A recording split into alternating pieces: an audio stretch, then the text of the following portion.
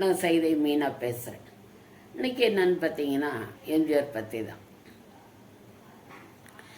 அவர் இந்த பாடல்களில் அறிவுரை சொல்கிறது மாதிரியான விஷயங்களில் பாடல்களில் பெரும்பாலும் குழந்தைகளுக்காக சொல்கிற மாதிரியே அது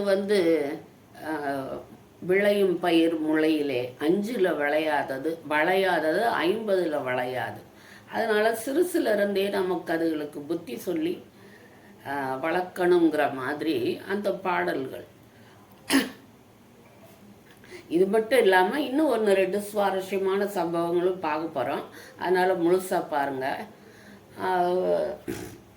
சின்ன பையிலே சேதி கேளடா, அப்புறம் நல்ல நல்ல பிள்ளைகளை நம்பி நல்ல பேரை வாங்க வேண்டும் பிள்ளைகளே, தூங்காதே தம்பி தூங்காதே. அதுலேயும் அந்த தம்பிங்கிற சின்ன வயசு தான் சொல்லியிருப்பார். இப்படி மக்கள் பால் அவர் அக்கறை வச்சு இந்த மாதிரி பாடல்கள் எழுதுனது மாதிரியே, பாடல்கள் வயசைத்தது மாதிரியே, தனக்காக பாடல்களை எழுத வச்சது மாதிரியே மக்கள் அவர் மேலே எவ்வளவு பிரியம் வச்சுருந்தாங்க அப்படிங்கிறது இருக்கு இல்லையா. அதில் ஒரு 2 சம்பவம் சொல்கிறேன்.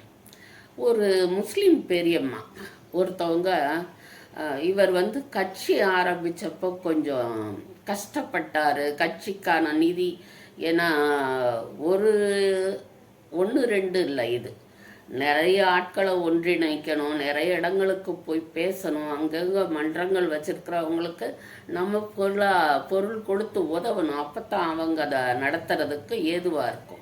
அதுக்காக இவர் கொஞ்சம் கஷ்டப்படுறாரு அப்படிங்கிற மாதிரியெல்லாம் பத்திரிகைகளில் வந்தது. அதனால ஒரு ஊரில் இருந்த ஒரு முஸ்லீம் பெரியம்மா என்ன பண்ணியிருக்கிறாங்க, தன்னோட பையனை கூப்பிட்டு கேட்டிருக்கிறாங்க ஆலோசனை. இந்த மாதிரி உன்னோட அண்ணன், நல்லா கவனிங்க, உன்னோட அண்ணன் சொன்னது ஒரு முஸ்லீம் பெரியம்மா, உன்னோட அண்ணன் கட்சி நடத்துறதுக்கு கஷ்டப்படுறதாக தெரியுது, அதனால நம்ம நம்மளுக்கு இருக்கிற அந்த சின்ன சொத்தை விற்று அவருக்கு கொடுத்துடலாமா அப்படின்னு கேட்டிருக்காங்க. அதுக்கு அவரும் சம்மதிச்சிருக்கிறாரு.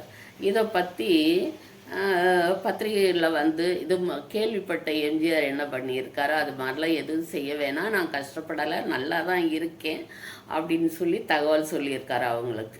அப்புறம் அந்த அம்மா இறுதி காலத்தில் இருக்கும்போது என் பையனை நான் ஒரு தரமாவது பார்க்கணும் அப்படின்னு சொல்லியிருக்கிறாங்க. அதாவது உனக்கு அண்ணன் அப்படின்னு மகன்கிட்ட சொன்னவங்க அது தன் மகனாகத்தான் அவரை தன்னோட மனசில் வரிச்சிருக்கிறாங்க. அவர் சொல்லியிருக்காரு, அவங்க சொல்லியிருக்காங்க, என் மகனை ஒரு தரமாவது நான் பார்க்கணுன்னு. இதை கேள்விப்பட்டு எம்ஜிஆர் போய் சேர்ந்து அவங்கள பார்த்துருக்காரு. அதுக்கப்புறம் அந்த அம்மா தன்னோட உயிரை விட்டுருக்காங்க. சிலருக்கு கடைசி ஆசைன்னு ஒன்று இருக்கும் இல்லையா, இன்னார் கொஞ்சம் பால் ஊற்றணும். எத்தனை பேர் பால் ஊற்றுனா கூட இறுதி கட்டத்தில் இழுத்துக்கிட்டு தான் இருக்கும், சாக மாட்டாங்க. அவங்களுடைய ஆசை யார் மேலேயாவது இருக்கும். அது அவங்கள பார்த்த பிறகு தான் அந்த உயிர் பிரியும். அது மாதிரி எம்ஜிஆர் பார்த்த பிறகு அவங்க இறந்து போயிருக்காங்க. இது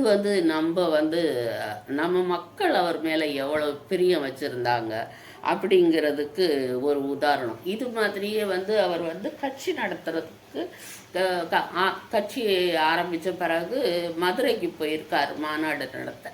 மதுரைக்கு ட்ரெயினில் போயிருக்கார். அப்படி போகும்போது மதுரைக்கு எம்ஜிஆர் வர்றாரு அப்படிங்கிறத தெரிஞ்ச உடனே மக்கள் எல்லாம் திண்டுக்கல்ல கூடிட்டாங்க. ரயில்வே ஸ்டேஷனில் ரயில் வர்ற பாதையில் கூடிட்டாங்க. இந்த விஷயம் எம்ஜிஆருக்கு போகுது. இந்த மாதிரி மக்கள் கூட்டம் இல்லை, மக்கள் வெள்ளம் அங்கே நிற்கிறாங்கன்னு சொன்னதும் என்ன செய்யறதுன்னு புரியலை.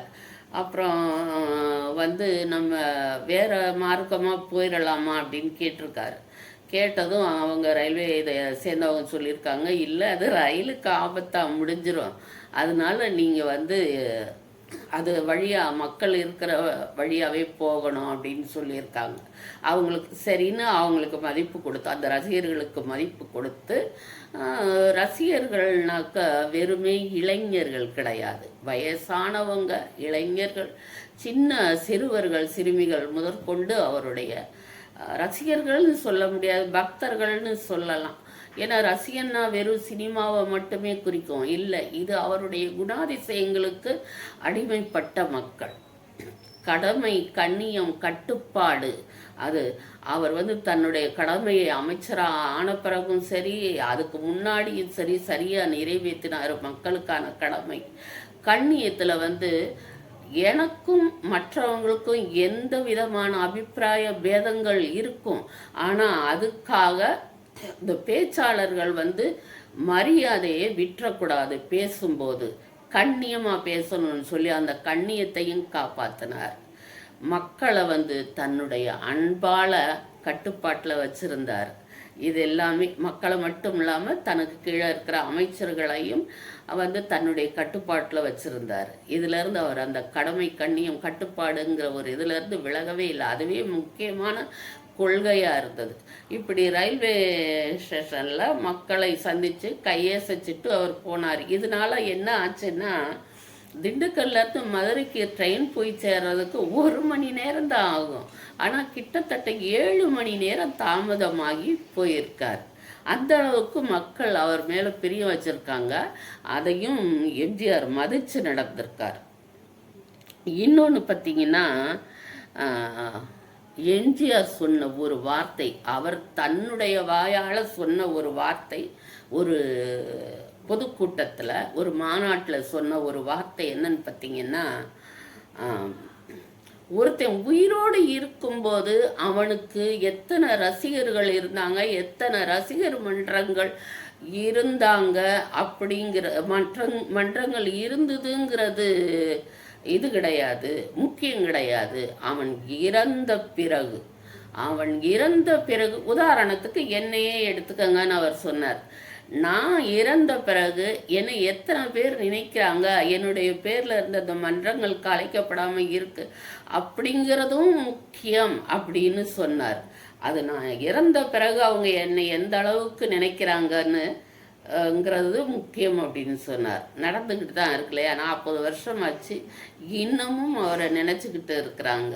அது அவருக்கு தெரியுமோ தெரியாது, ஆனால் நாம் இன்னமும் அவரை நினச்சிட்டு இருக்கோம்.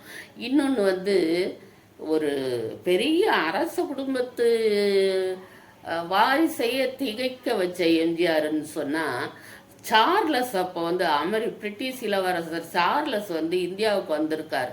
வந்தப்போ எம்ஜிஆரை சந்திச்சு எம்ஜிஆர் கூட பேசிக்கிட்டு இருந்திருக்கார். பேசி இருந்துட்டு அவர்கிட்ட இருந்து விடை பெற்று தமிழக கவர்னரை பார்க்க போயிருக்கார். கவர்னரை பார்க்க போனப்போ அவர் கேட்ட முக்கியமான விஷயம் இந்த முதலமைச்சர் யாரு, அவர் என்னவா இருந்தார், ஏதாவது அரச வம்சாவளியை சேர்ந்தவரா அப்படின்னு விசாரிச்சிருக்கார். அப்படின்னு சார் இல்லை, அதெல்லாம் இல்லை, இந்த மாதிரி அவர் கஷ்டப்பட்ட குடும்பத்திலேருந்து வந்தவர்னு ஆளுநர் சொன்னப்போ அவர் சொன்னார், சார்லஸ் இல்லை, இவர் இப்போ அரச குடும்பத்தை சேர்ந்தவரா இல்லைனாலும் முன்பிறவியில் அவர் ஏதோ ஒரு மன்னனாவது இருந்திருக்க வாய்ப்பு இருக்குன்னு சொல்லிட்டு போனாராங்க. எவ்வளோ ஒரு ஆச்சரியமான விஷயம். இதை விட ஆச்சரியமான ஒரு விஷயம் பின்னாடி வருது. என்னன்னு பார்த்தீங்கன்னா, தஞ்சை பெரிய கோவிலுக்கு எம்ஜிஆர் போயிருக்கார். அப்படி போனப்போ இங்கே ஏதாவது சுரங்கங்கள் இருக்கான்னு கேட்டிருக்கார். அந்த காலத்தில் கோவில்களில் சுரங்கம் உண்டு. ஏன்னா மன்னர்கள் அது வழியாக போய் ஏதாவது இக்கட்டான நேரங்களில் அது வழியாக அவரை சேஃபாக கொண்டு போய் சேர்க்கறதுக்கு அந்த மாதிரிலாம் இருக்கும் சுரங்கங்கள். அது மாதிரி எம்ஜிஆர் கேட்டிருக்காரு, தஞ்சை பெரிய கோவிலில் சுரங்கம் இருக்கான்னு. அவங்க மறுத்துருக்காங்க கோவிலில் இருந்தவங்க, இல்லை அப்படியெல்லாம் இல்லைன்னு. அப்புறம் எம்ஜிஆர் கோவிலை சுற்றி பார்க்கும்போது சொல்லியிருக்காரு, ஒரு இடத்தை காட்டி இந்த இடத்துல இருக்க வாய்ப்பு இருக்கு அப்படின்னு சொல்லியிருக்கார். அவருடைய ஞானத்தை பாருங்க. சொன்னதும் அதை தோண்டியிருக்காங்க, அங்கே சுரங்கம் இருந்திருக்கு. அப்போ சார்லஸ் சொன்னதுக்கும் இவருடைய ஞானத்துக்கும் எங்கேயோ ஒரு லிங்க் இருக்குல்ல. அந்த கோவிலில் இருக்கிறவங்களுக்கு தெரியாத ஒரு விஷயம் இவருக்கு எப்படி தெரிஞ்சிச்சு? அது ரொம்ப பெரிய ஆச்சரியம். அப்புறம் இன்னொரு சம்பவம் கேட்டிங்கன்னா, எம்ஜிஆர் வந்து இந்த கட்சி நடத்துறதுக்காக கொஞ்சம் கஷ்டப்படுறாரு அப்படிங்கிற செய்தி வந்துச்சு இல்லையா, ஏற்கனவே சொன்னேன் இல்லையா. அது மாதிரி ஒரு பாட்டியம்மா வந்து எம்ஜிஆரை பார்க்க வந்திருக்காங்க. இது அவர் எப்படி மக்கள் மேலே பிரியம் வச்சுருந்தாரோ அது மாதிரி மக்களும் அவர் மேலே எந்த அளவுக்கு பிரியம் வச்சுருக்காங்கங்கிறதுக்கு இன்னொரு சான்று. அவர் வந்து அவரை வந்து ஒரு பாட்டியம்மா பார்க்க வந்திருக்காங்க. அப்போ அவர் கேட்டிருக்காரு, யார் அவங்க, ரொம்ப நேரமாக நிற்கிறாங்க அப்படின்னு கேட்டதும் கூட்டிகிட்டு வாங்கன்னு சொல்லியிருக்காரு. கூட்டிகிட்டு வந்திருக்காங்க. அந்த அம்மா, என்னம்மா வேணும் உங்களுக்கு, எதுக்காக இப்படி கால் கடுக்க நிற்கிறீங்க அப்படின்னு எம்ஜிஆர் கேட்டதுக்கு அவங்க சொன்னாங்களாம், ஐயா நீங்கள் கஷ்டப்படுறீங்க கட்சி நடத்துறதுக்கு, ரொம்ப பணம் இல்லாமல் அப்படின்னு கேள்விப்பட்டேன். அதனால என்னுடைய சிறுவாட்டு காசு கொஞ்சம் இருக்கு, அதை தரலான்னு வந்தேன் அப்படின்னு சொன்னாங்களாம்.